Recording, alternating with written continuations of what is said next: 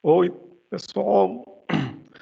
Hoje daremos início à nossa aula sobre o projeto de monitoramento, o qual será concluído no próximo sábado.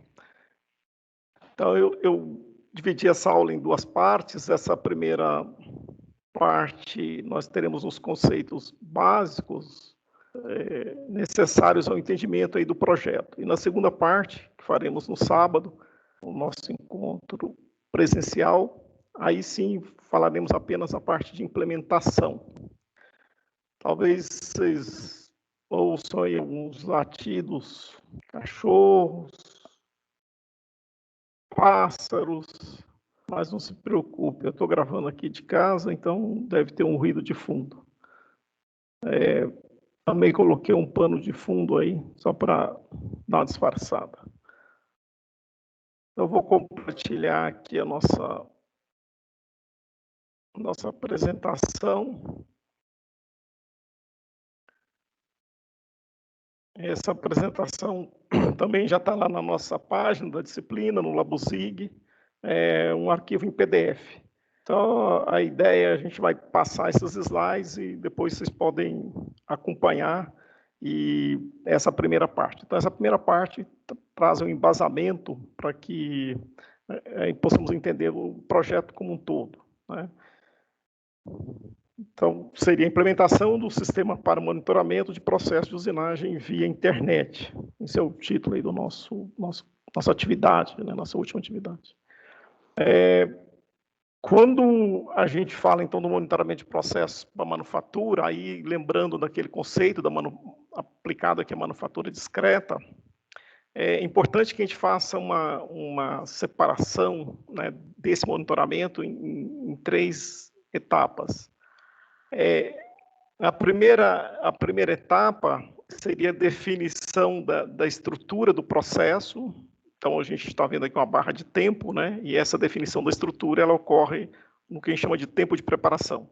É aquele momento que você está preparando o seu equipamento, o seu ferramental, fazendo ali os seus testes preliminares, antes mesmo de começar a produção propriamente dita.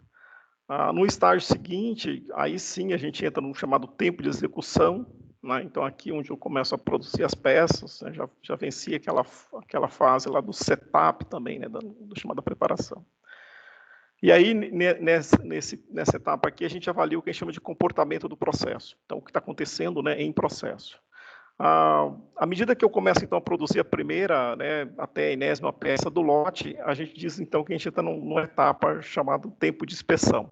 Então, o que ocorre? Então, a inspeção, a avaliação, né, desse processo, como esse processo está ocorrendo e os produtos, né, produzidos.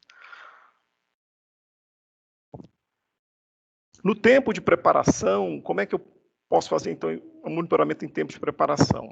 A gente tem, nesse slide aqui, mostra três maneiras. Uma é a gente recuperar aquela chamada folha de processos, né, que contém o plano, então, de processo. Como nós comentamos naquele caso da XYZ, seria aquela folha, né, auxiliar, lá até nós falamos da questão do PDF, impressa em PDF, ou aqui, como está mostrando nessa ilustração aqui, até em papel mesmo, né? Então, você tem um papel, e esse papel você tem o chamado plano de processo. Esse plano tem um detalhamento, com todas as condições necessárias para você preparar seu equipamento, seu ferramental, e assim por diante. Para algumas empresas também, que estão mais digitalizadas, mais organizadas, existe base de dados, né, que contém essas grandezas estruturais. Então, à medida que eu faço aqui, por exemplo, eu tenho eu defino essa estrutura toda, eu posso armazenar numa base de dados. E a vantagem dessa base de dados é a recuperação mais rápida, né, porque está tudo no formato digital. Nós temos hoje uma terceira alternativa que está ganhando muito espaço aí na indústria, é uma tecnologia chamada MT Connect. Isso aqui consiste, na verdade, em um protocolo. Protocolo não é a tecnologia, como um protocolo de comunicação e um hardware também específico, que algumas máquinas, alguns equipamentos mais novos, aí máquinas de usinagem, prensas para estampagem, com formação, já vem embarcada já com essa tecnologia. Então, é um sistema de comunicação, basicamente, e você pode extrair informações do CLP, do CNC, né, e fazer a conferência dessas grandezas depois no tempo de execução. Então, a vantagem disso daqui é que você recupera, né, as condições que o processo foi preparado, ou seja, as condições de setup, e você pode ler isso em qualquer momento, né, do processo. Você pode também recuperar isso em tempo de execução. É uma coisa um pouco mais dinâmica do que seria a base de dados. Tá? Mas isso aqui, esse MT Connect, ele aparece hoje nos equipamentos modernos. Se a gente pegar aqui, né, isso surgiu recente para nós aqui no Brasil, uma coisa recente. Então, eu tive até contato com isso em 2018, 2019, a gente viu isso numa feira, 2018, uma feira em São Paulo, onde um fabricante de máquinas já estava com essa tecnologia embarcada.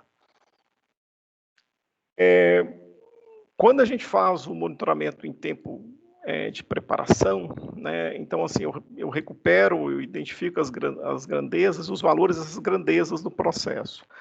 E aí a gente tem um pequeno problema, é que aqueles valores que são programados, né, no tempo de preparação, eles podem sofrer pequenas modificações durante o tempo de execução. Então vamos dar alguns exemplos aqui. Nesse slide, depois no outro a gente tem alguns exemplos. Um exemplo que é o clássico é na questão dos motores elétricos. Então, naquela folha de processos, né, a gente às vezes estabelece aqui a rotação do motor. Então, no caso de processo de prensas, motor de máquinas de usinagem, isso é muito usual. Então, eu estabeleço aqui, eu coloco a rotação. E essa rotação, ela é importante, é uma grandeza importante no processo, porque ela está diretamente relacionada com o tempo, né, o tempo que eu levo, então, para fabricar um determinado componente.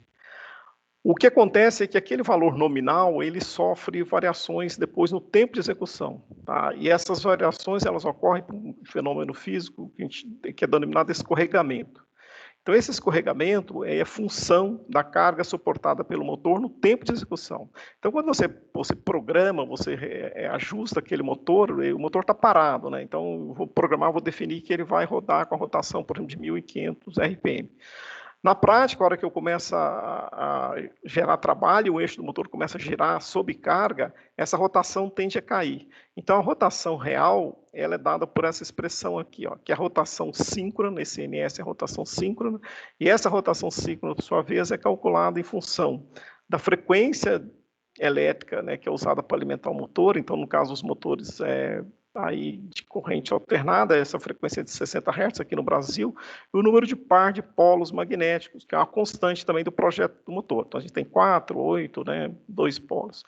Então, essa rotação síncrona, ela é conhecida, né, ela é característica do motor e da alimentação. Então, quando ele começa a trabalhar sobre o efeito da carga, ele tem um escorregamento. Estão vendo? Então, eu vou multiplicar essa rotação síncrona, que poderia chamar também rotação nominal do motor, por que está dentro desse parênteses. Então, o menos eta aqui, menos epsilon. E esse epsilon, ele é função, então, dessa carga, né? Então, a sua rotação real ela vai ser ligeiramente menor. Então, isso faz com que quando a gente recupera as grandezas, né, que estão lá na folha de processo, que estão no tempo de preparação, quando da execução, a gente tem ligeiras modificações. Outro exemplo também, que ocorre muito em máquinas, são máquinas programáveis, é a variação do tempo de posicionamento em função da variação das rampas de aceleração. Então, quando você programa uma velocidade de um mecanismo qualquer, essa velocidade ela nunca é alcançada, né, instantaneamente. Existe um pequeno tempo, que é o tempo necessário para que você vença a inércia, né? Então, a gente diz que esse tempo aqui, esse estágio, ele corresponde a uma rampa, que é chamada de rampa de aceleração. Então, até atingir aquela velocidade programada, que é a velocidade definida, tem um pequeno tempo, né? Então, esse tempo, com certeza, afeta o tempo total depois de fabricação. Outra coisa importante é relacionada ao desgaste, avarias que o ferramental sofre durante o processo. Então, você começa com um ferramental novo e, com o passar do tempo, ele vai desgastando. À medida que ele vai desgastando, vai ser necessário, então, o quê? Interromper o processo. Então, vou ter que parar o processo, abrir a máquina lá e fazer a troca daquele ferramental. Esse tempo que eu gasto para fazer essa manutenção, né, essa correção do ferramental, é muito em função da automação que eu tenho na máquina, a facilidade que tem de desmontar e trocar esse fermental. Então, por exemplo, em máquinas de usinagem, muitas vezes é bem rápido, esse tempo então é muito baixo. Mas aqui, como está colocando essa figura, casos de prensas, aqui a gente está vendo punção, né, uma matriz, um processo de estampagem. Às vezes a troca dessa matriz, a substituição, né, em função do desgaste aqui do punção, é bem demorada. Então, você tem uma influência muito grande depois no tempo de processo. Então, são exemplos, a gente quer dizer aqui que o que eu determino, né, em processo, ou seja, aquilo que eu planejo, né, no meu tempo de preparação, no meu setup, que eu monto o meu equipamento, meu processo, né, ele sofre pequenas variações quando na execução. Tá? Então, a gente tem que considerar essas pequenas variações também. Algumas, né, no caso de troca de fermental, isso às vezes não é tão pequeno assim. Passando agora, eu pulei o segundo estágio, pessoal, mas depois vamos voltar nele. Então, passando agora para o terceiro estágio, né, naquele nosso gráfico lá do tempo, a gente entra, então, numa fase que seria o monitoramento em tempo de inspeção. Então, eu tenho já um produto pronto, né, ou alguns produtos prontos, e aí eu vou fazer uma inspeção desses produtos, e aí, fazendo essa inspeção desses produtos, eu também consigo, isso consegue ser refletido no processo, ou seja, eu posso também fazer ajuste no processo. Então, a gente tem várias técnicas hoje de inspeção, no caso aqui a gente está dando exemplo de componentes mecânicos, né, para fins mecânicos, são várias técnicas. Na aula anterior nós falamos daquela máquina de medir por coordenadas, que foi o exemplo da XYZ, que é um equipamento já bem sofisticado. Mas você tem inspeção, por exemplo, com equipamentos aí mais simples, né, mas que permitem uma inspeção muito rápida, que são os calibradores, chamado passa-não passa. Então, você tem um dispositivo como esse, é produzido uma peça, e ela tem que passar ou não passar nesse dispositivo. A gente também tem equipamentos mais sofisticados para fazer inspeção de forma e rugosidade, como está mostrando aqui nessa imagem. Tá? Então, terminou um componente, né, tem um componente produzido, eu faço uma inspeção, faço uma avaliação. Aqui a gente está vendo só avaliação dimensional, mas existem outras formas de fazer avaliação. Né, para alguns processos, por exemplo, que são muito críticos, como tratamento térmico, você pode fazer outras inspeções, fazer a inspeção da microestrutura, das propriedades mecânicas daquele material. Então, vai depender do produto, né, que está sendo produzido. Também, em tempo de inspeção, a gente pode fazer um acompanhamento, um apontamento do comportamento desse processo, mais do ponto de vista econômico, né? Não, aqui a gente está mais falando da parte técnica, aqui mais da parte econômica do processo.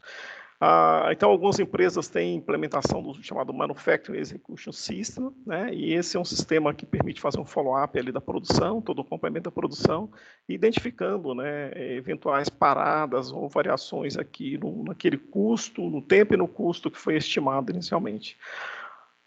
Existe uma técnica também que a gente utiliza para fazer a avaliação, né, a efetividade global do equipamento, o Overall Equipment Effectiveness, que é o conhecido também como OEE, aí, né, o pessoal fala muito OEE. E até o nosso projeto aqui, que nós vamos falar depois, o monitoramento, ele vai, de certa forma, ao encontro dessa técnica, ou seja, a gente vai desenvolvê-lo aqui com o intuito de dar um subsídio, né, para a implementação, por exemplo, de um OEE. Depois vocês vão ver isso mais ao final, essa volta aqui nesse conceito. Então, esse é um medidor, é uma avaliação de desempenho, né? O OEE é uma das técnicas de avaliação de desempenho de processos ou de produção.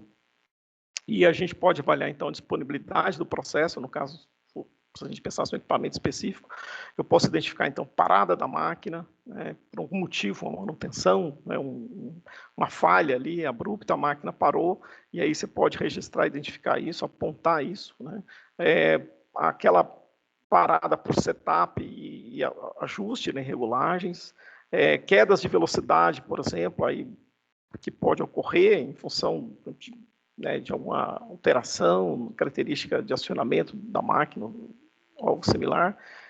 Pequenas paradas de ociosidades, então, para aquelas paradas que nós falamos aqui, devidas, né, ao desgaste ferramental, elas apareceriam aqui, estão vendo? Então, dependendo, né, do que você tem que fazer de troca de ferramenta, ela pode ser uma pequena parada, às vezes uma parada até um pouco maior, né? refugos e retrabalhos. Então, quando eu tenho no processo, geralmente os processos mecânicos, até em função mesmo do desgaste do ferramental, né, isso está bem ligado aos refugos, às vezes ao desgaste do ferramental, você tem um desgaste dessa ferramenta, e isso vai gerando uma folga muito grande, vai levar uma peça, por exemplo, com muitas rebarbas, né, ou uma dimensão fora de tolerância. E isso implica, então, no refugo, né, e aí é necessário fazer o descarte dessa peça, então se descarta por completo, ou às vezes faz um retrabalho, vai lá e faz uma rebarbação ao complementar, e se você faz esse retrabalho com a máquina parada, né, ele entraria aqui, né, como um avaliador aqui da qualidade, como um componente da qualidade. Então, esse OE, ele permite depois você gerar um número, né? Ele é quantificável, então você dá uma nota, você tem um número que pode variar, por exemplo, de 0 e 1, dizendo quão efetivo está aquele equipamento ao longo de um turno, por exemplo, de trabalho, ou ao longo da produção de um determinado lote. Depois nós vamos retomar, a gente vai usar uma grandeza para monitorar nosso processo. A gente vai falar daqui a pouco no slide seguinte, e a proposta é que a gente possa extrair informações desse processo para fazer, então, né, não que a gente vá chegar a calcular isso, mas que a gente possa usar para um cálculo do OE. Agora eu voltei naquela etapa intermediária. Então, a gente falou aqui da primeira parte, que foi relacionada ao tempo de preparação, né, o setup mesmo, que a gente chamou então de definição da estrutura. Eu pulei essa parte intermediária, falamos do desempenho, agora que a gente concluiu. Agora eu vou retomar então essa parte do meio aqui. Essa parte intermediária, ela é importante para a gente, porque ela contempla então um investimento grande em sistemas de aquisição de dados, chamados sensores, e eles são embarcados no processo, na máquina. E aí eu vou fazer uma avaliação em tempo de execução.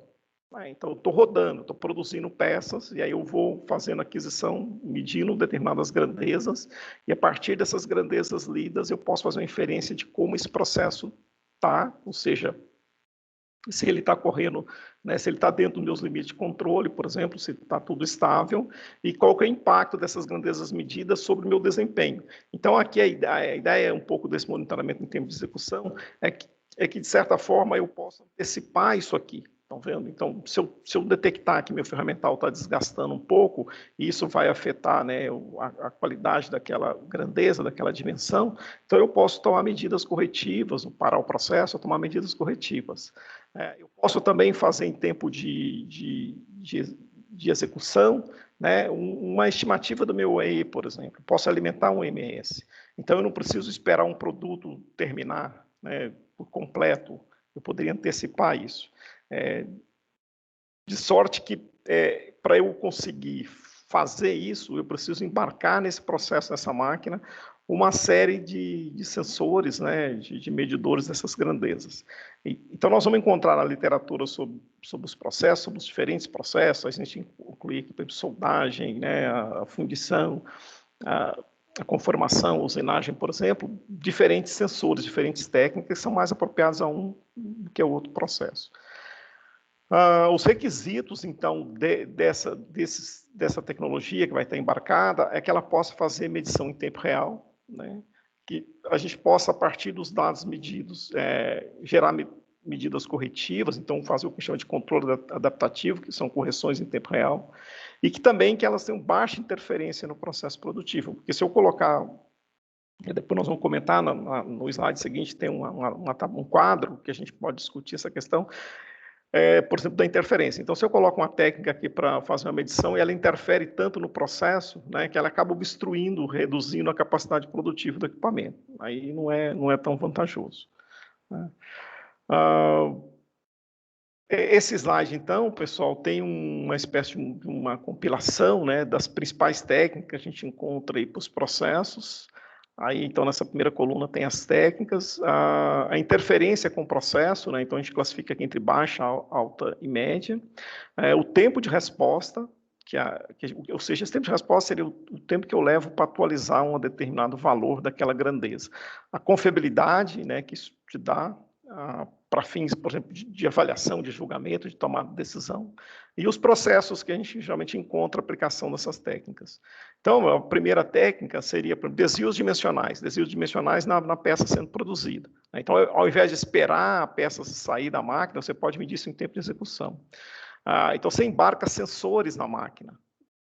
A gente comentou isso na aula última, né, sobre o caso da XYZ, que seria alternativo você embarcar sensores de medição na máquina no centro de usinagem. Então, a gente encontra isso sendo aplicado à usinagem, na estampagem, na conformação volumétrica.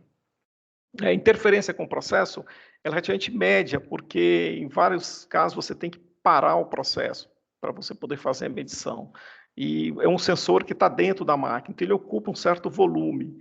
Né? Pode ser um volume pequeno, vai depender um pouco da técnica, mas se for para um poupador, que a gente chama de poupador, é um dispositivo de medição, né, ele implica em parar o processo para fazer o uso dele. O tempo de resposta aqui, a gente é um tempo de resposta meio alto, né, porque se você parar, você vai lá, tem que medir. Então, imagina, todo esse tempo para colocar esse sensor para que ele faça a medição. Isso pode variar um pouco com a tecnologia que a gente embarca, mas de certa forma o tempo de resposta é um pouco alto. A confiabilidade é alta, né, porque embarcando um bom sensor, ele tem uma repetibilidade muito alta, o que vai implicar na confiabilidade depois também elevada. Avarias de ferramentas, né, então a interferência com o processo pode ser média, o tempo de resposta a gente é um pouco alto, porque até você tomar, né, essa medida, fazer o processamento, o tempo é alto. A confiabilidade é alta, e aí a usinagem, estampagem, conformação volumétrica, injeção também. Você pode, então, detectar, né, se o ferramental, por exemplo, está sofrendo algum tipo de avaria. Vibrações no processo, então a interferência com o processo é bem baixo. Hoje você tem sensores para medição de vibração muito pequenos, você pode embarcar isso na estrutura da máquina, às vezes longe da região que está sendo produzida a peça. O tempo de resposta é muito baixo, né? É um tempo muito baixo. Confiabilidade ainda não é uma confiabilidade alta, tem muitos estudos nessa área aqui, até com o intuito de aumentar justamente essa confiabilidade, porque a técnica em si, né, intrinsecamente, ela tem algumas limitações. A análise de dados aqui é bastante complexa. E os processos que a gente encontra, aplicação de vibrações, né, mas é usinagem mesmo. Emissão acústica é uma técnica aqui paralela à vibração, ela entra num espaço, é mais uma limitação aqui pela frequência de amostragem, então ocorre em frequências menores, aqui em frequências maiores. O tipo de sensor é bem parecido, então a interferência com o processo relativamente é muito baixa. O tempo de resposta é análogo, né, também é muito baixo. E a confiabilidade ela é alta em alguns casos. Então, a gente tem alguns casos na literatura onde essa técnica de emissão acústica, né, ela é altamente confiável, ou seja, ela dá uma resposta e essa resposta que você tem te permite tomar medidas corretivas. A confiabilidade é mais nesse sentido, né? O que eu meço aqui, que eu tenho depois da minha análise, é condição suficiente para eu tomar uma decisão? Então, nesse caso de emissão acústica, tem casos mostrando que essa técnica é extremamente confiável. Usinagem, soldagem, tem aplicação aqui para avaliação de juntas soldadas. Análise por imagens, a gente tem uma interferência com o processo, que dependendo da posição que você capta essas imagens, você faz a captura das imagens, é uma interferência baixa. Né? O tempo de resposta aqui eu não coloquei, mas isso aqui varia um pouco. Nesse momento, agora presente, a gente está até trabalhando com isso. Tem um aluno que trabalha na Bosch, o Henry, e ele está fazendo um mestrado nessa área, e o mestrado dele é justamente embarcar uma câmera, né, para coleta de imagens aqui, mais imagens do ferramental. O tempo de resposta, nesse caso, em função do trabalho dele, é um tempo baixo.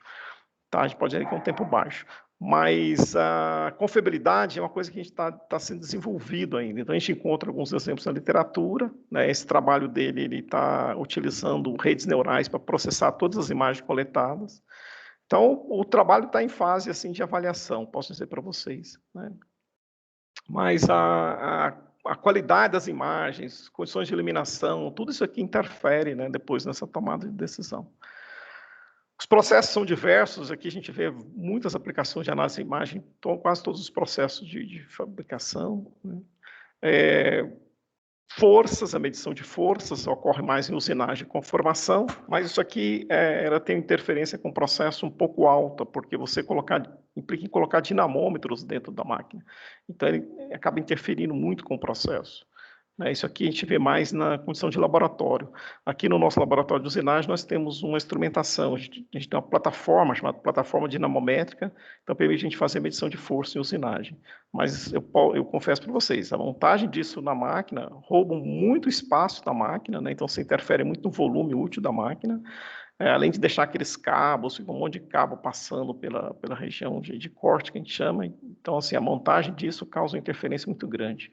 O tempo de resposta é muito baixo, isso aqui, baixo, muito baixo, né? É bem análogo à vibração, na verdade, até os sensores são muito parecidos, né? E a confiabilidade, só que ela é muito mais alta do que no caso de vibração, tá, gente? Então, a gente tem uma confiabilidade muito alta. Usinagem, conformação também tem aplicação disso. Temperaturas, aí temperaturas tem duas técnicas, pode fazer uma medição indireta por infravermelho, né? Ou temperatura com a medição mais próxima, mais direta por Thermopar. Interferência com o processo, no caso infravermelho, é baixo, do Thermopar é meio parecido com a medição de força, você tem que colocar um Thermopar na peça ou na ferramenta, então você interfere muito com o processo. O tempo de resposta é análogo, é baixo, né? E aqui ainda a gente tem um problema de confiabilidade, ainda não é muito alta, então uma coisa que está sendo desenvolvida ainda, né? E aplicação em diversos processos. Com o Thermopar, a confiabilidade já é muito alta, estão vendo? Só que tem essa questão de ter uma interferência alta com o processo. Então é difícil você instrumentar a peça, né, ou instrumentar o ferramental. Agora, por último, mas não menos importante, nós vamos falar da corrente potência elétrica, chamados parâmetros elétricos, que você pode medir próximo do motor, por exemplo, no caso de algumas máquinas de usinagem, ou posso medir até na fonte de alimentação, no caso de soldagem, por exemplo. Então, sobre essa técnica, que vai ser objeto do nosso trabalho, né, nossa última atividade, e que nós vamos falar da agora para frente mais dele. Então, assim, interferência com o processo, depois vocês vão poder testemunhar isso, é baixíssimo. Até eu mudei um pouco aqui, né? Estava falando baixa, alta aqui, baixíssimo, é muito, muito baixo mesmo. Tá? Então, você pode medir parâmetros elétricos, né, sem nem chegar perto da máquina. O tempo de resposta ele é muito baixo, porque é um sinal elétrico, então a gente vai conseguir valores aqui com frequências muito altas. Só que quando a gente vai fazer a análise disso, a gente tem que pensar um pouco na frequência, na taxa de amostragem, que é o parâmetro que nós vamos denominar aqui agora.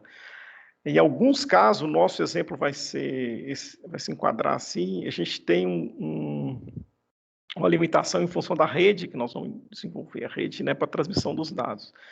Então, dependendo da rede que você utiliza, você pode ter um tempo de resposta até meio alto. Tá? É muito baixo, mas não sei se ficou claro, mas depende do ponto que você avalia. Depois vai ficar um pouquinho mais claro que a gente começar a detalhar mais a nossa instrumentação, a nossa rede. A confiabilidade ela é aceitável em alguns casos, né? Então, assim, dizendo alguns casos, por quê? Se eu quero, por exemplo, identificar via corrente elétrica uma caixa do ferramental, é até possível, né? A literatura tem alguns exemplos sobre isso. Só que aí, exatamente sobre isso, eu não tenho uma confiabilidade muito alta, tá? Mas para a proposta que nós vamos trabalhar aqui, nós vamos desenvolver, se eu quero, por exemplo, avaliar se a máquina está disponível, né? Uma questão mais de tempo, disponibilidade de máquina, ou também de performance aqui, nesses quesitos do OE, eu posso dizer para vocês que essa confiabilidade ela é alta, né? É bem alta. Alguns processos que pode utilizar, então, soldagem, usinagem, conformação também, tem exemplos de aplicação disso. Bom, vamos falar então do que seria o monitoramento em tempo real de processo de usinagem por meio da potência elétrica. Esse é o nosso projeto, né? Esse é o nosso trabalho que nós vamos implementar e vamos demonstrar aqui. Então, vamos usar um equipamento de usinagem, uma máquina, e depois a gente vai definir se vai ser o torno ou o centro de usinagem. Eu vou deixar isso um pouquinho aberto, pessoal, para a gente poder definir mais isso no sábado, tá? Então, qual que é a proposta aqui? Se eu medir uma determinada grandeza elétrica, por exemplo, a potência elétrica ativa, né, do circuito que alimenta aquele equipamento, então eu não preciso nem chegar perto da máquina, eu posso colocar no circuito alimentador. medindo, por exemplo, corrente elétrica ou potência elétrica, eu vou enxergar algo assim, ó, nessa figura que está aqui. A gente está vendo na forma de um gráfico, eu tenho no eixo das abscissas o tempo, né, e no eixo ordenado a grandeza elétrica, e nesse caso é a potência elétrica ativa. Essa potência elétrica ativa é uma grandeza, né, que corresponde à energia gasta, a energia no tempo, né, para fazer o trabalho que é convertido em trabalho, ou seja, a energia medida no tempo que é convertida em trabalho. Essa é a ideia da potência elétrica ativa. A potência elétrica é medida em watts, né? O quilowatt, você quiser. É a unidade dimensional. Então, nós teríamos assim, gente, ó, nesse gráfico aqui, no estágio 1, vamos colocar aqui nesse quadro, a gente está vendo os estágios que a gente poderia identificar, né, medindo a potência. Então, nós temos o estágio 1. No estágio 1, você vai ter uma potência zero. Se você está lendo a potência zero por um certo tempo, quer dizer que sua máquina, o equipamento está desligado. Tá? Então, a gente pode fazer essa correlação aqui. Estão vendo? O estágio 1 é máquina desligada, corresponde à potência zero. Depois de um certo tempo, aí, né, começou o turno lá na empresa, aí chega alguém lá e aperta um botão e liga aquele equipamento. A hora que ele liga aquele equipamento, né, isso varia bastante com os equipamentos, então não dá para dizer que sempre vai ser assim. A gente está sempre ilustrando, né, mas não dá para generalizar, dizer que todos os equipamentos vão se comportar assim.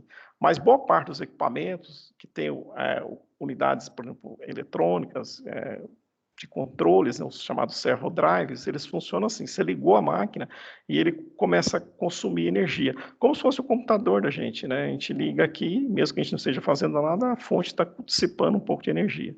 Então, você vai identificar uma potência elétrica aqui, tá? E esse estágio ele tem uma duração que corresponde para a gente, nesse caso aqui, a gente poderia associar a essa etapa aqui, né? Você está fazendo o quê? Você está fazendo uma preparação, você está fazendo o setup. Poderia ser isso, como poderia também ser uma manutenção. Tá? Aí, para identificar isso, mais adiante nós podemos retomar essa questão, não agora, né? A gente precisaria de associar, criar uma certa inteligência para a gente perceber onde que ele está ocorrendo. Né? Então, se ele ocorre no primeiro instante do turno, né, chegou agora, você ligou o equipamento, você não está produzindo nada, é bem provável que você esteja fazendo um setup, né, ajustando alguma coisa, trocando um ferramental, que corresponderia então para a gente aquele tempo de preparação. Tá? Aí no estágio E3, a gente tem uma carga da peça, então você vai fazer a inserção do material bruto. Esse estágio, em alguns casos, ele é nem percebido. Aqui eu coloquei um degrauzinho para mostrar que tem um consumo um pouco maior de energia, né? Às vezes para fazer a carga da peça. Isso depende muito do projeto da máquina, tá, gente? Em alguns casos, isso aqui é imperceptível até. Né? Inclusive, o tempo é muito pequeno até. Mas vamos dizer que existe esse estágio, que você faça uma carga da peça. Então, você está colocando material bruto no equipamento. E ele tem uma duração, um DT aqui, né? No estágio 4, você já tem uma aceleração dos eixos, o que eu chamei de eixo aqui, na verdade, é a aceleração dos motores, né? Então, você tem os motores elétricos e eles vão ser acelerados para alcançar a velocidade programada. Então, a gente tem o que a gente chama daquela rampa de aceleração, né? Você vai aqui, aqui está meio reto aqui, mas é só para fins de ilustração, está meio paralelo, né? O eixo vertical, mas é só para fins de ilustração. Geralmente isso aqui tem uma inclinação. Então, ele sobe, né? Ele atinge um valor pico, dá um pico aqui na potência, na corrente do motor, e depois ele volta, ele estabiliza. Então, esse estágio 4 aqui corresponde a esse período de aceleração e estabilização da velocidade daquele eixo, que, dependendo do equipamento, pode ser mais de um motor, aí depende muito do projeto da máquina. No nosso caso aqui de laboratório, geralmente é um motor único, né, que a gente identifica esse estágio 4 nele. Mas ele é bem claro, esse estágio E4. Aí você tem no estágio E5 o processo propriamente dito, né, que a gente chama de corte, porque aqui é usinagem, então a gente chama de corte. Então, nesse estágio aqui, eu tenho o corte. E aí eu meço uma potência elétrica que não necessariamente tem que ficar assim certinha. Aqui eu só fiz para fins de ilustração, mas você enxerga uma certa variação aqui, né, na energia, mas que corresponde ao corte, né, para aquela operação. E no estágio E6 a gente tem algo inverso a esse do E4, que é a desaceleração dos eixos. Dependendo, então, do tipo de motor que você tem, nesse instante ele comportaria como um gerador, né? Então, você vai ver que até a potência medida ela é negativa, essa alteração do sinal é porque ele está funcionando como um gerador. Né? Então, como você desligou ali o motor, desligou a energia dele, né? você apertou o interruptor dele e ele continua girando. Essa inércia, né, faz com que ele funcione ali como um gerador. Aí a gente pode medir uma certa corrente ou potência, né, nesse estágio aqui. Tá. Isso aqui depende muito do sistema de acionamento, de controle do motor, tá, gente? Isso aqui também não é uma coisa padrão. Mas esse aqui sim, é bem padrão. Mas aqui a gente vai ter, depois a gente volta, né? Então aí ele recupera aqui, aí ele passa para um estágio E7, que é análogo ao E3, onde você tem a carga da peça, tal, a descarga, perdão, tem a descarga da peça, já a peça pronta, né? Então você já entra naquela fase da inspeção. Então você já tem uma peça pronta. E aí o que acontece aqui? O que acontece é que depois que eu faço aqui a descarga, aí eu venho, carrego de novo, né, faço a carga da peça em bruto, e esse ciclo aqui, essa coisa se repete. Então, é uma coisa cíclica, né? Eu vou fazer a primeira peça, a segunda, a terceira, a quarta, a quinta e assim por diante. Tá? Então, numa situação normal de processo, você vai ver isso aqui se repetindo, né, N vezes, até que ocorra alguma coisa, por exemplo, como isso daqui. Um desgaste, né, do meu ferramental, aí eu tenho que parar para fazer essa correção, então pode ser que interrompido, né? Uma mudança de turno ou interrupção do turno, né, tem um operador de equipamento, ele tem que parar para fazer um lanche, um almoço, que seja, tem uma interrupção da máquina. Então, por exemplo, ela poderia voltar nesse estágio aqui, estão vendo, é 2 aqui, ela ficaria em stand-by, né, mas consumindo energia, ou completamente desligada, né, dá um shutdown na máquina. Tá, então, assim, como que essa figura aqui, ela evolui no tempo, né, a gente tem que ter uma certa inteligência depois associada para perceber isso daí. Depois a gente vai tratar disso, embora a gente não vai ter tempo, né, de implementar essa parte, mais, digamos, mais inteligente. Nós vamos implementar apenas a parte de monitoramento, a gente vai conseguir medir essas grandezas aqui ao longo do tempo. Então, nós vamos falar da implementação de um sistema para monitoramento via internet da potência elétrica em processo de usinagem. Eu chamei aqui de projeto MPU, né, só para criar um acrônimo aqui, mas é o projeto que a gente vem tocando aqui no laboratório. Aí a gente tem alunos participando, então alunos de graduação, né, vários já participaram, fizeram seus TCCs com essa temática. Hoje eu tenho alunos de mestrado, no caso tem um aluno que ele é funcionário metalúrgico aqui da região, da metalúrgica Schwarz, encaminhado, já está quase próximo da defesa. E ele tem conseguido bons resultados, né, nesse projeto aí. Tem mais 2 alunos que estão em temas correlatos também, alunos do mestrado, né, e da graduação também alguns. Então, esse sistema, gente, ele é baseado em um multimedidor de parâmetros elétricos, uma rede do tipo Field Bus, nós vamos comentar sobre isso, usando o protocolo Modbus RTU, e uma rede de internet com o protocolo MQTT. Então, daqui para frente, eu vou mostrar alguns slides, vou falar o que é esse, né, o que é esse conceito Field Bus, o que é o Modbus, o que é o MQTT. Aí vai dar suporte para que a gente, na parte seguinte, né, desse projeto, a gente começarmos a fazer a implementação, isso sirva, então, de base para vocês, desse suporte. Então, o projeto MPU, né, essa é a ilustração aqui, né, do projeto. Então, nós temos o nosso chão de fábrica, né, que é o nosso laboratório com as nossas máquinas. Aí, em cada equipamento desse, a gente pode colocar um medidor, um multimedidor de grandezas elétricas. Essas grandezas elétricas aqui, elas são medidas e elas são transferidas por uma rede, que a gente chama rede do tipo Field Bus, depois vou explicar melhor, usando o protocolo Modbus. Tá, então a gente tem aqui uma espécie de um servidor local, né, ele vai ficar próximo do nosso chão de fábrica. A gente vai até tratar dessa questão, nós podemos fazer um processamento aqui ou não, ou a gente pode usar esse servidor local e a partir dele, né, jogar dados na nuvem. Nós temos 2 instrumentos instalados hoje, eles permitem fazer um bypass aqui, você não precisaria de passar pelo servidor, você já poderia publicar esses dados diretamente na terceira camada, né, e fazer um processamento em nuvem.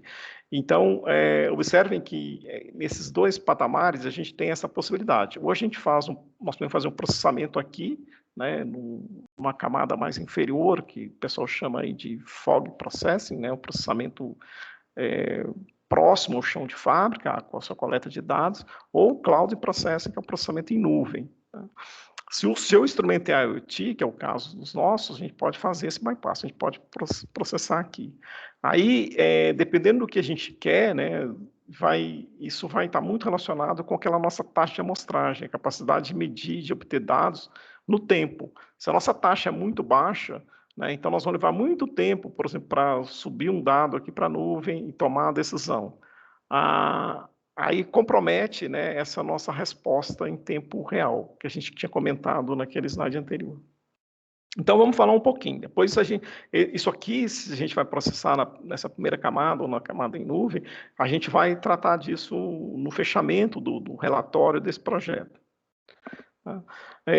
Então eu vou comentar um pouco com vocês agora, dar uma pincelada, colocar a literatura, né? Na verdade não vamos entrar em muitos detalhes, é apenas um pano de fundo do que é a rede Fieldbus, o que é o protocolo Modbus e o que é o protocolo MQTT.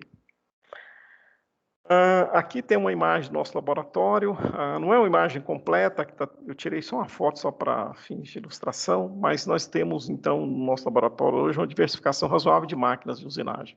Nós temos máquinas convencionais e máquinas CNC. Aqui, nessa foto, eu coloquei só o CNC. Tá? As convencionais, inclusive, são máquinas novas, nós nem instalamos ainda, elas estão aqui mais para a esquerda dessa imagem, né? Mas nem ligadas elas estão ainda. Essa máquina que está aqui, nós recebemos recentemente, também não foi ligada ainda, é uma máquina de corte a laser, uma máquina CNC, né, para corte a laser. E as duas que nós estamos ligados nessa rede, aqui é um torno CNC, e aqui é um centro de usinagem. Então, aqui a gente faz as peças mais redondinhas, né, peças de revolução, e aqui furações, fresamento. Tá, então, essas duas máquinas aqui, o torno e o centro de usinagem, eles estão ligados nessa rede, né, que a gente chamou da rede Fieldbus. Esse maquinário, a maioria, quase a totalidade, né, quase é composta por motores CA com alimentação trifásica em 220 volts. A exceção aqui é esse torno, que ele possui um transformador interno. A máquina laser também tem transformador, mas o torno ele tem transformador interno, então ele utiliza 400 volts aqui para fazer energização dos motores. Mas assim, a rede chega nele aqui, a entrada dele é 220. Tá?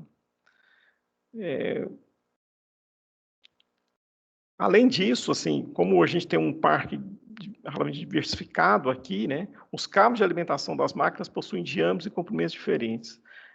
Isso aqui é um problema que a gente tem, né, assim, dessa diversificação, a forma de alimentação das máquinas sofre essa variação. Então, em função dessa variação, ó, que você vai ter, né, da alimentação elétrica, assim, até as tensões, cabos com diâmetros diferentes, os conversores de energias presentes, né, os acionamentos. Então, em função disso, a gente optou por utilização de um sistema bem simples para monitoramento, que ele é baseado em instrumentos universais, genéricos, né, no caso é um multimedidor de grandezas elétricas, e pode ser ligado a uma rede tipo Fieldbus. Tá, então, essa diversificação, esse cenário aqui, que ocorre em boa parte das empresas também, né?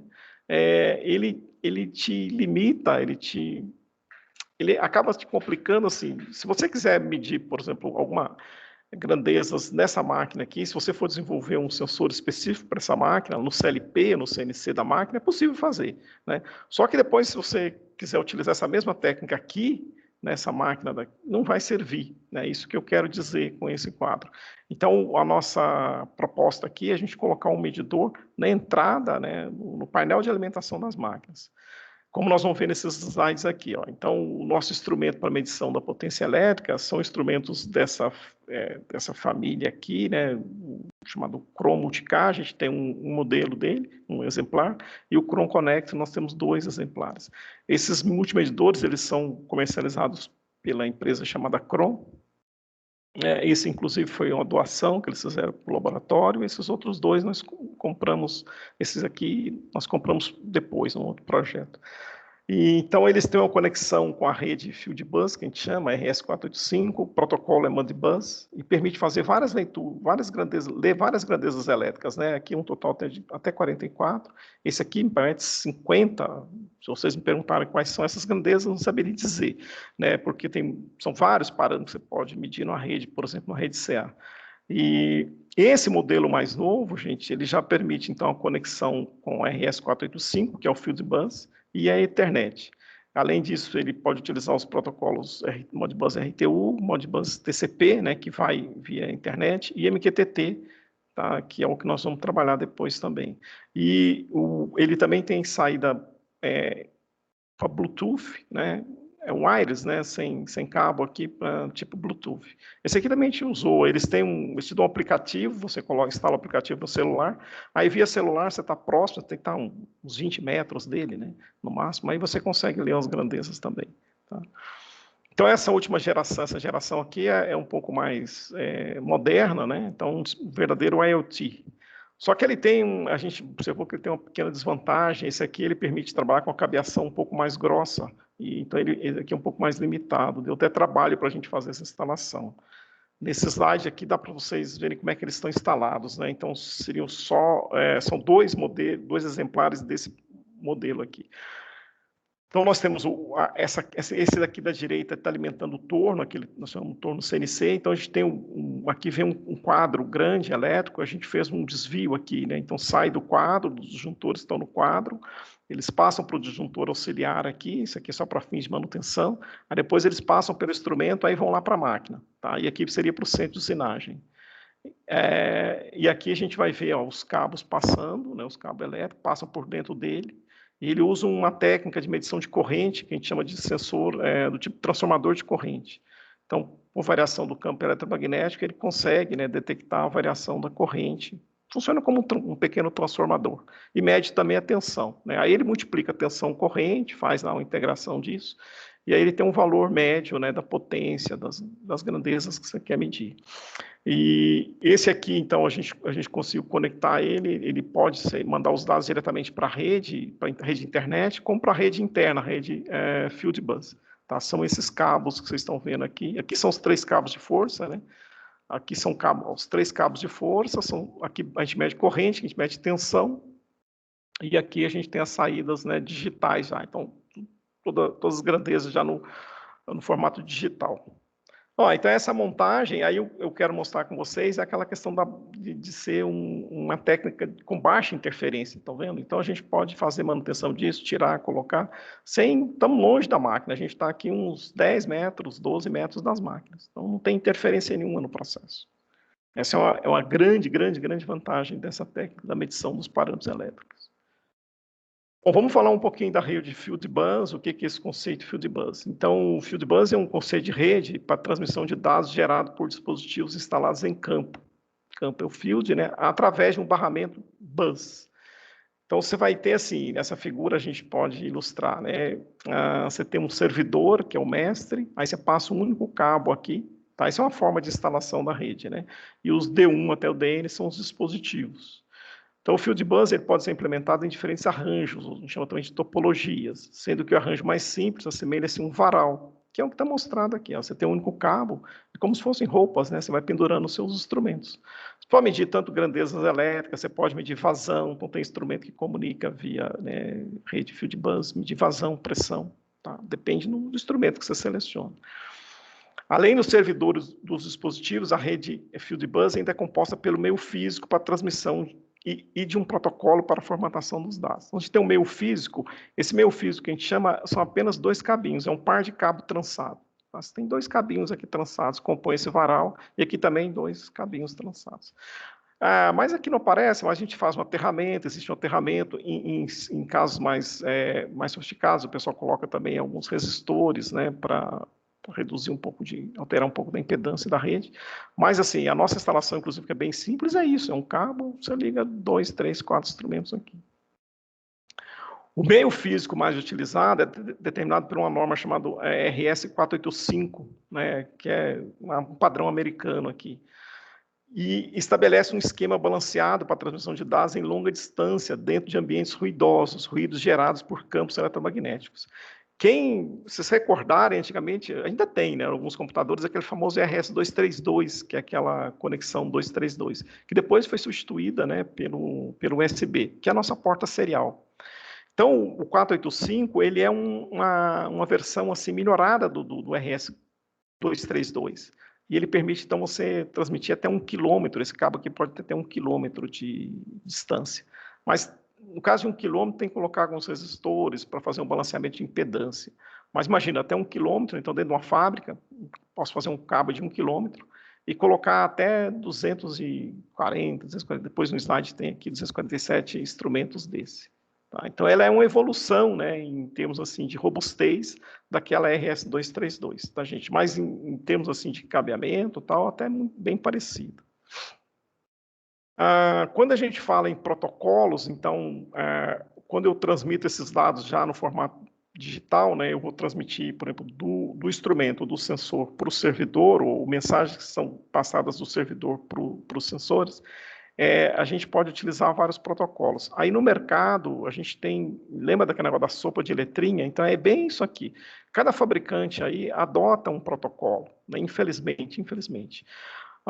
Então você vai ter, por exemplo, alguns protocolos que são mais populares, que é o nosso caso, a gente vai ter o Modbus, que são vários fabricantes que adotam o Modbus. O Profibus também é muito utilizado aí na Europa, na Alemanha, principalmente pelas Siemens, então tem bastante aplicação dele.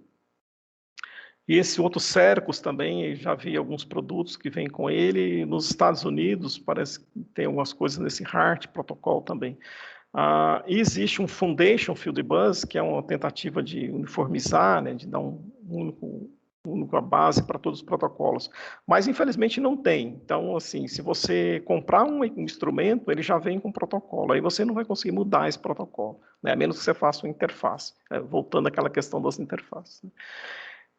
Cada protocolo ele deve atender plenamente aos requisitos de uma norma, que é essa IEC 611-58. Tá? Então, ele tem que atender alguns critérios, né? Mas a forma ali, a sintaxe ali dos comandos, das mensagens que se troca, estão, né, restritas ao protocolo que você adotou.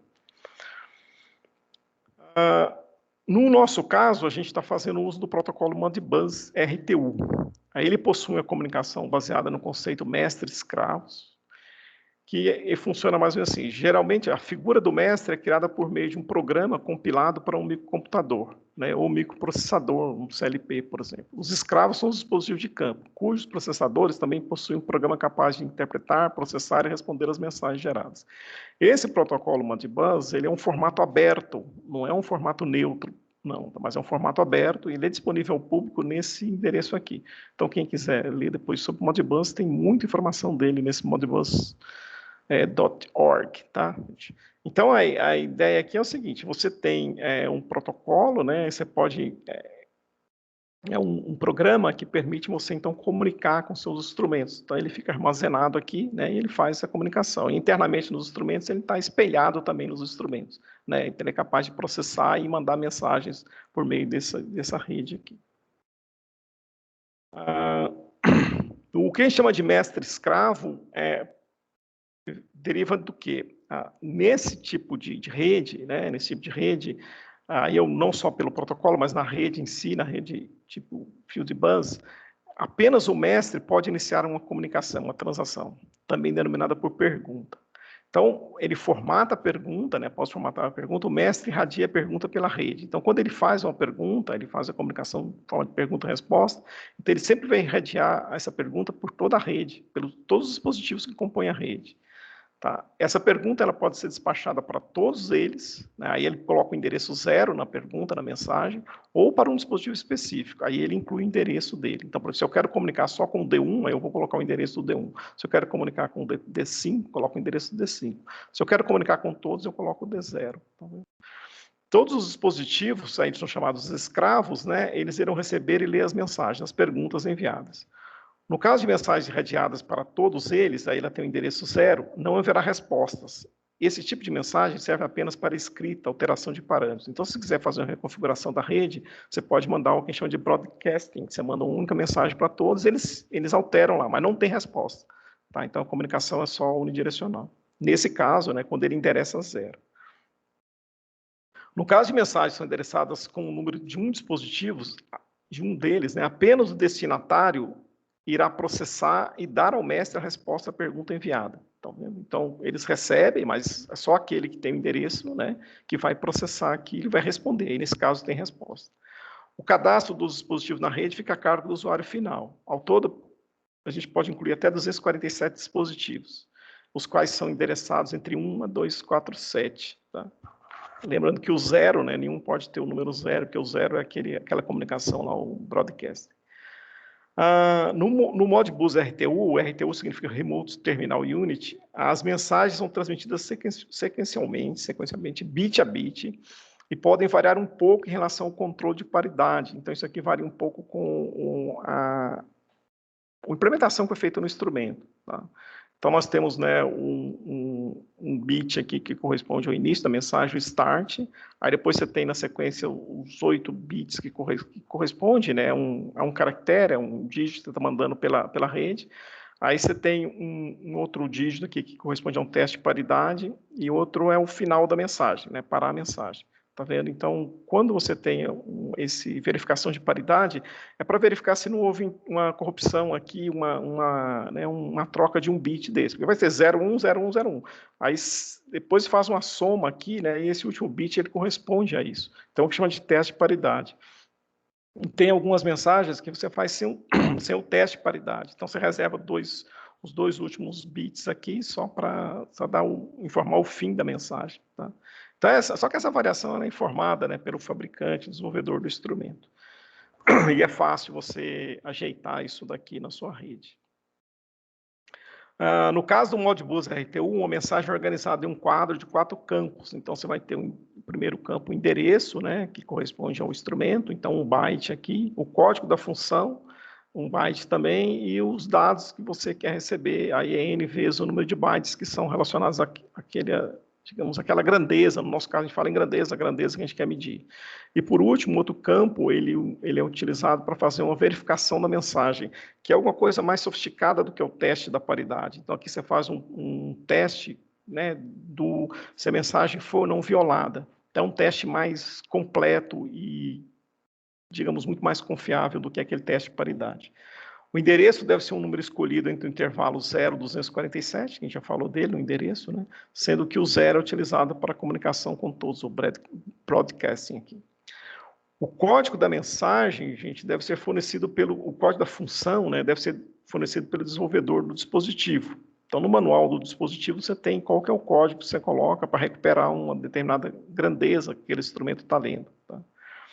O campo dados depende da origem da mensagem, mestre ou escravo, e da função utilizada. Então, isso varia, né? Se for uma mensagem gerada pelo mestre ou respondida pelo escravo. Isso também deve ser informado pelo desenvolvedor do dispositivo. Então, sem o manual dele te dar isso, não tem como implementar. E, por último, depois que você define, né, os 3 primeiros campos, aí, por último, aparece, então, o chamado CRC. Tá? Então, tanto o mestre como o escravo devem acrescentar um 4º campo denominado CRC.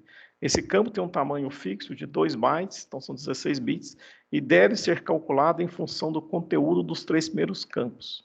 O CRC é uma forma de conferir a integridade da mensagem transmitida. Dessa maneira, o recebedor da mensagem, mestre ou escravo, né, deve calcular o CRC e verificar se o valor calculado corresponde ao valor armazenado no campo. Então, a ideia é a seguinte: depois que você manda a mensagem, seja o escravo ou o mestre, né, ele faz a gente vai falar um pouquinho dele, mas assim, tem um algoritmo que você calcula bit a bit, você roda, vai fazendo um processo em todos os bits dessa mensagem, né? Então todos os zeros e um dessa mensagem. Aí você tem um algoritmo, que é um algoritmo próprio do protocolo, ele é do protocolo, né? Que você faz uma operação, é como se fosse uma operação, digamos assim, não é tão simples assim, mas faz, por exemplo, uma multiplicação, depois seguido de uma soma e uma subtração, aí bit a bit. Aí isso vai dar um resultado, esse resultado é armazenado, né, em 2 bytes. Aí eu calculo isso e coloco como apêndice da minha mensagem, tá vendo? E mando para a rede. Depois, quem vai ler essa mensagem, aquele instrumento que está endereçado, ele decodifica essa mensagem e aplica o mesmo algoritmo. O resultado tem que ser o mesmo. Se o resultado for diferente, quer dizer que houve uma violação na mensagem, né? Um ruído que perturbou a mensagem. Aí ele fica quieto, ele não responde nada. Tá? Esse CRC, gente, ele significa, então, Cyclical Redundancy Checking. E o cálculo é feito um procedimento, um algoritmo definido no protocolo. Aí os detalhes disso não vamos ficar falando aqui, mas os detalhes estão determinados, né, no manual do Modbus. Eu tenho esse código implementado na nossa rede, eu fiz a implementação dele. Penei bastante para entender fazer isso, mas depois, no fim, aparentemente está dando certo.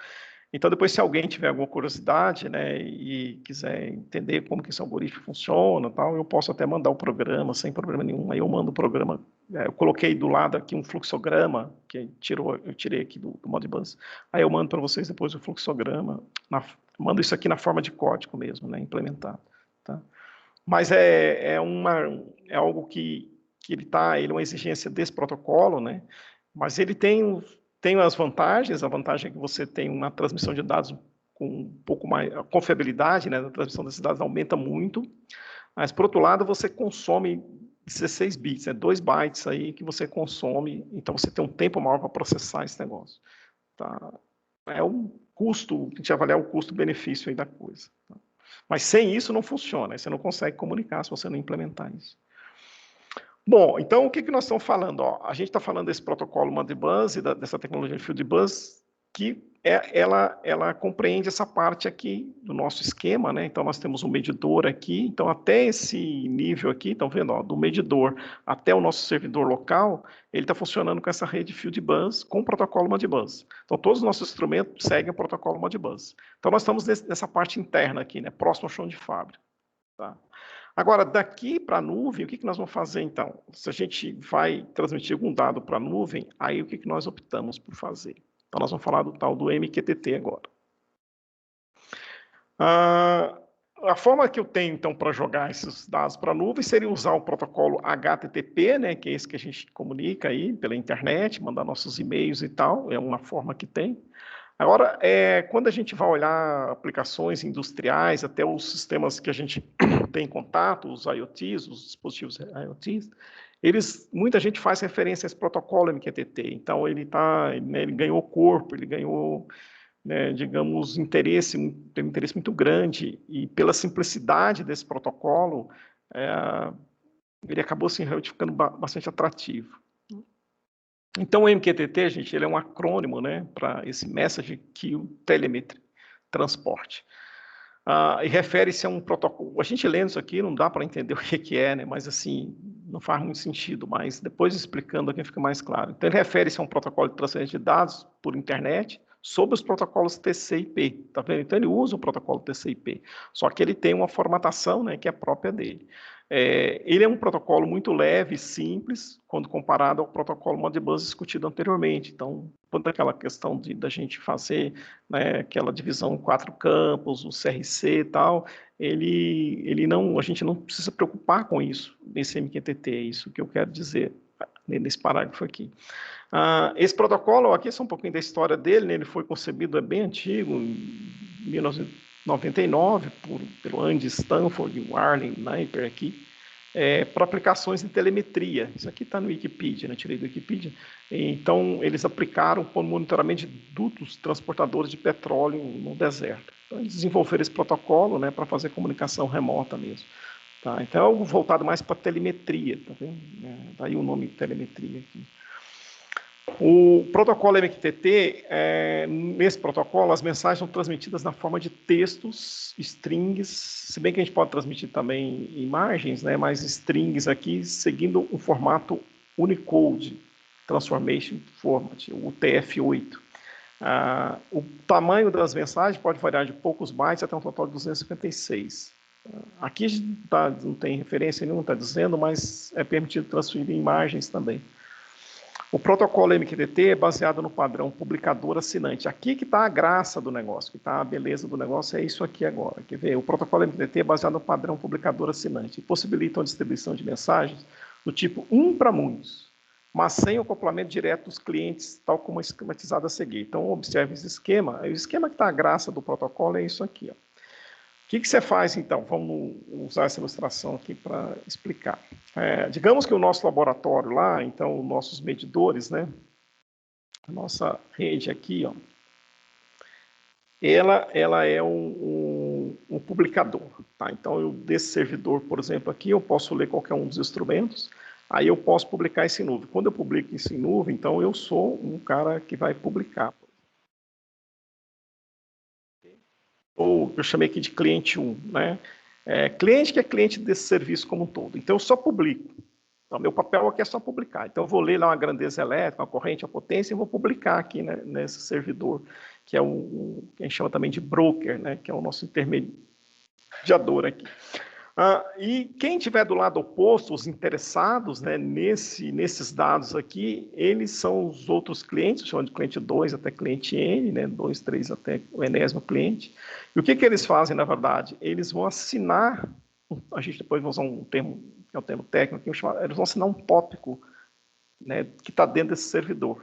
E esse servidor publica para você. Então, você faz uma assinatura, como se você fizesse uma assinatura, imaginar uma grande empresa, assina uma revista impressa, assina um canal, né, de internet, o que seja, e aí você escolhe o produto que você quer lá. Então, dentro desse servidor pode ter, digamos, entre aspas, né, vários produtos, ou seja, vários tipos de dados aqui nesse servidor, né? Então, ele pode também ter outros clientes publicando aqui, mas tópicos, assuntos diferentes, estão vendo? Então, você entra aqui, você assina aquele assunto que te interessa, né? Então, eu posso, por exemplo, chegar aqui e assinar lá, eu quero monitorar lá o torno 1, então eu vou monitorar o torno 1, na máquina 2, a máquina 3, assim por diante. E aí eu posso ter, né, simultaneamente, várias mensagens, vários dados sendo passados por esse broker aqui, que é o servidor. Então, o cliente 1, ele exerce esse papel do publicador, e os demais são os assinantes, né? Então, aqui que está a beleza do negócio, tá vendo? Você publica aqui, você não precisa conhecer essa turma aqui, ó, né? Assim como essa turma aqui, de certa forma, não conhece nada da sua estrutura de dados, nem como é que você gerou aquele dado, né, o que você fez aqui para gerar esse dado. O que lhe interessa é só esse dado que está sendo publicado. Tá? Estão vendo? Então, isso torna a coisa assim, dá uma simplificada, né? Você não estabelece a comunicação direta entre o publicador e o assinante. Né? Você não precisa conhecer a interface dele.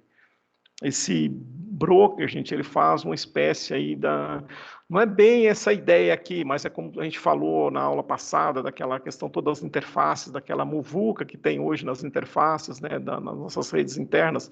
Então, esse servidor, esse MQTT, ele faz uma espécie de um enclausuramento disso, né? E aí ele isola aquela confusão que você tem dos protocolos. Tá vendo? Então a gente está trabalhando com um protocolo Modbus aqui. Se esse cliente tivesse que escrever um código para ler em Modbus também, poxa, mudou, agora eu vou trabalhar com Profibus, vou trabalhar com Circus. Ele vai ter que mudar também? Que loucura, né? Então esse servidor ele faz esse papel do enclausuramento. Você só tem que saber como você manda os dados para ele, então você converte sua interface, e esses caras do lado de cá têm que saber o que eles vão ler aqui, né? Então, cada um se ajeita, né? Você tem que se ajeitar com essa sua interface.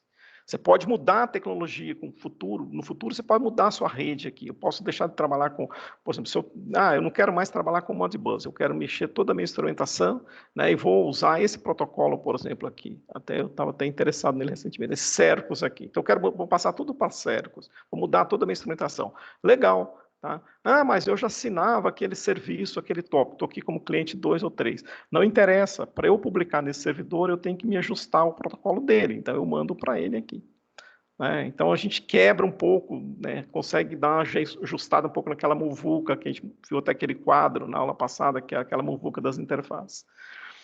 Bom, falamos um pouquinho dele, né? Aqui tem mesmo só para registro, não vamos entrar em detalhe, mas o estabelecimento dessa comunicação, né, entre o cliente publicador e o servidor e do servidor para os clientes assinantes é feito por mensagens chamadas packets, né? São mensagens pacotadas. Para isso, o protocolo MQTT define 15 tipos de packets de controle. Tá? Então, são essas palavras reservadas aqui, nessa coluna, ao valor que você usa aqui, né, na transferência da mensagem, a direção tem do fluxo aqui de informação e a descrição, né, o que faz cada um. Então, só vou comentar um pouquinho do que a gente vai utilizar. Né? Então, por exemplo, esse subscribe aqui, né, você utiliza esse valor 8, o cliente servidor, né, a solicitação de assinatura, tá vendo?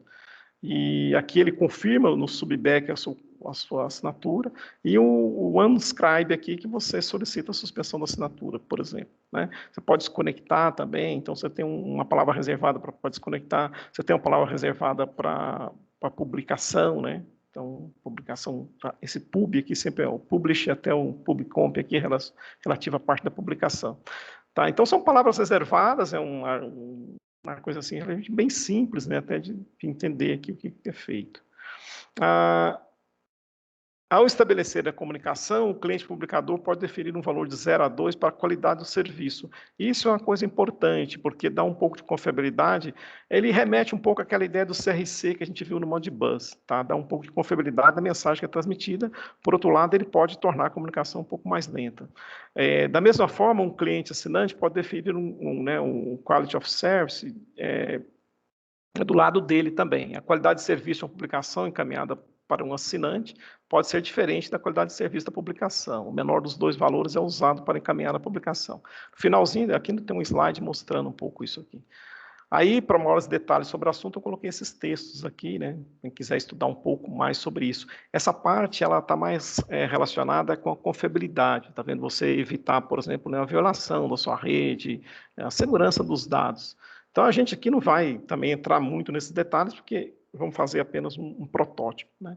Mas nesse quadro, ó, a gente tem essa coluna aqui dizendo a qualidade de serviço, então você pode usar o 0, 1 ou 2, tá vendo? E o quão complexo, na verdade, vira a sua comunicação. Então, se você usar o 0, por exemplo, quando você usa o que é o S0, você tem um modo de transferência mais rápido. Você só publica lá. Você publica, mas você não sabe o que aconteceu. Se o seu broker, por exemplo, estiver desativado, você vai continuar achando que você está publicando nele. Tá? Então, eu estou lá, o broker saiu do ar. Né? Então, nós vamos usar um broker, gente, que está fora aqui do país, ainda está nos Estados Unidos. A gente vai mandando para ele. Eu não sei se ele está online, e se ele não tiver, tá? Eu só vou poder saber se um cliente lá me reclamar, mas como é que o cliente vai reclamar? Tá? Então, você pode implementar, você pode sofisticar um pouco mais seu serviço, aí você coloca o quê? Você pode pedir para ele te dar um pubback, tá vendo? Então, você dá um publish e ele te dá um pubback, ou seja, ele reconhece que você publicou nele. Né? Só que aí você tem que processar o seu pubback que o broker te mandou. Então, você gasta um pouquinho mais de tempo aqui, tá vendo? Você melhora, né? Você aumenta a confiabilidade, o seu tempo vai aumentando. Aí você pode fazer algo ainda mais sofisticado. Você pode publicar, quando você coloca o 2, né? O que é o S2, você publica, ele te reconhece a publicação, você diz para ele que você confirmou, sim, que você entendeu que ele publicou, e ele ainda te dá outra mensagem dizendo, então, que ele recebeu a sua confirmação. Aí é mais seguro, né? Mas só que a modo de transferência é mais lento. Então, depois a gente decide sobre a qualidade de serviço, né? Como a gente vai trabalhar nisso aí. Mas, lembrando, afeta, né, a confiabilidade, a transferência dos dados, também aumenta o tempo de processamento. Na utilização de transmissões pelo protocolo, o MQTT, o servidor desempenha um papel fundamental. Né? Os clientes em ambas as extremidades do fluxo devem custear o serviço prestado pelo broker. Atualmente, várias empresas especializaram nesse nicho de mercado. Né? Então, você tem serviços aí, a Microsoft, por exemplo, tem, a Amazon, tem vários aí, né? Não precisa citar, vocês já viram isso, que virou um negócio, é um grande negócio você fazer um serviço em nuvem. Né? Só a parte, né, digamos, de entrega das mensagens. Ainda tem serviços complementares de análise, né, os data analytics aí. Uma boa notícia, então, é o que nós vamos apelar aqui, ó, para os desenvolvedores acadêmicos, que é o nosso caso, né, que estão começando o projeto e não dispõem da grana aí. É a utilização de serviços gratuitos. Eles são serviços de nuvem que tem limitação, né, embora limitados, eles possibilitam a validação de ideias e utilização plena dos recursos MQTT. Então, assim, para fins de ilustrar o nosso projeto aí a gente vai utilizar um serviço gratuito, tá, para fazer, que está nesse servidor chamado Eclipse Mosquito. Esse Mosquito vem de MQTT, tá vendo? Eles colocaram Mosquito, mas é MQTT, né? Então, além disso, vários desenvolvedores de aplicativos têm disponibilizado suas implementações códigos para usuários iniciantes, para que os usuários iniciantes possam desenvolver suas ideias sem necessidade de despender muito tempo construindo interface de comunicação entre cliente e servidor. Então, o que está dizendo assim, é que essa parte aqui, ó, você precisa de uma interface, né, para comunicar com ele. Mas a gente encontra essas interfaces aí prontas aí, tá? Então, a gente também pode fazer o uso dessas interfaces. E junto com o serviço gratuito, né, para pequenas mensagens, para as coisas mais limitadas, aí nós vamos lançar mão desse recurso. Então, nós vamos utilizar o servidor Eclipse Mosquito. Ele provê um serviço gratuito para teste de projeto por meio do broker test.mosquito.org. Esse Mosquito, ele tem acesso gratuito a ele, mas para coisas limitadas, né? Então, não são projetos grandes, obviamente. E o cliente MQTT, denominado M2 MQTT, Essa pessoa não tem ideia de quem seja, né? Ele desenvolveu um pacote que composto de várias bibliotecas e ele publicou num serviço gratuito que a Microsoft disponibiliza, que é chamado NuGet. Aí esse serviço, você tem esse recurso, depois nós vamos ver dentro do Visual Studio, a gente importa esse pacote, eu chamo de pacote, que foi codificado pelo Paulo Patier. Então, a gente encontrou isso, né, pela internet, então nós vamos usar esse M2QTT para fazer essa parte aqui. Ó. Então, nós não vamos desenvolver a interface em si, tá? O código para isso. Nós só vamos desenvolver a nossa carinha, o que a gente quer fazer com os dados depois. As informações sobre o projeto M2 MQTT podem ser encontradas, eu coloquei, né, um link onde a gente encontra os dados desse projeto aqui, tá, que está nesse GitHub aqui, e sobre o NuGet podem ser úteis mais detalhes em um doc da Microsoft que explica o que é esse NuGet. Então a gente não vai detalhar, não vamos entrar, né, nessa parte aqui. O projeto M2 MQTT é definido como sendo um pacote, né, notação UML, tá, gente? Um pacote que contém várias DLLs, aquelas Dynamic Link Library, né, que são aquelas que a gente encontra no Windows, que executam e controlam os pacotes de mensagem do MQTT. Dessa forma, o usuário do sistema Windows, no nosso caso, poderá desenvolver aplicativos com baixíssimo custo de implementação para a troca de informações entre clientes através do servidor Mosquito. Tá, então, a gente está com quase tudo pronto, né? A gente está com quase tudo pronto. Por exemplo, essa parte aqui, ó, que é o protocolo Modbus, né? que a gente tem a comunicação com a nossa rede lá. Então, por exemplo, essa parte interna aqui, eu também fiz algo parecido com isso. Eu fiz um pacote, e esse pacote, então, está implementado no Visual Basic, dentro do Visual Studio, e permite a gente fazer essa comunicação, rodar o protocolo Modbus, né?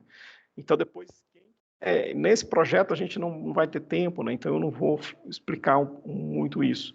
Mas depois, quem quiser detalhes sobre a comunicação em Field Bus com o protocolo Modbus, eu posso passar para vocês. Assim como fez aqui o Paulo, né? O Paulo Pantier, né? Ele publicou nisso, só que o meu eu não publiquei nesse GitHub, eu tenho ele aqui no laboratório. Aí eu posso mandar por e-mail, né? Eu posso colocar no LaboZig, se vocês quiserem.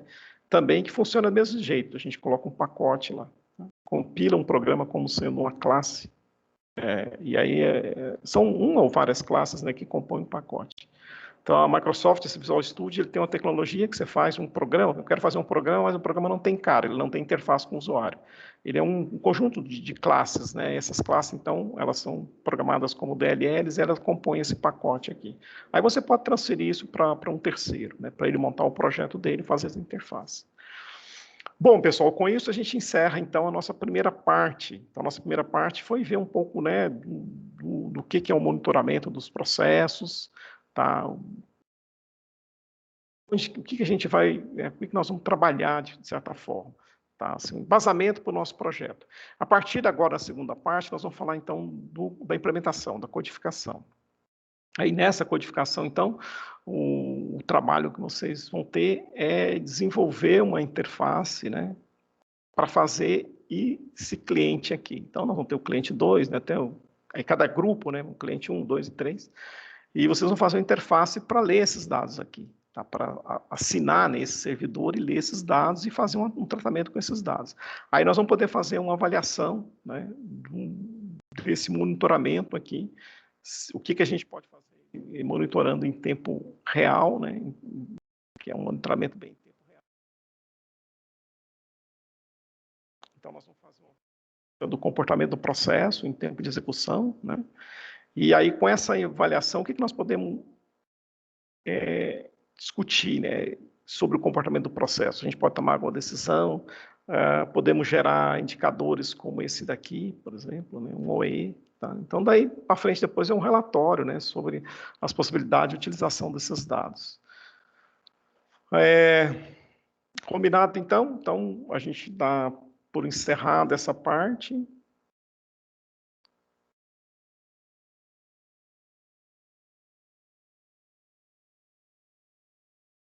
Então, aqui encerramos essa primeira parte.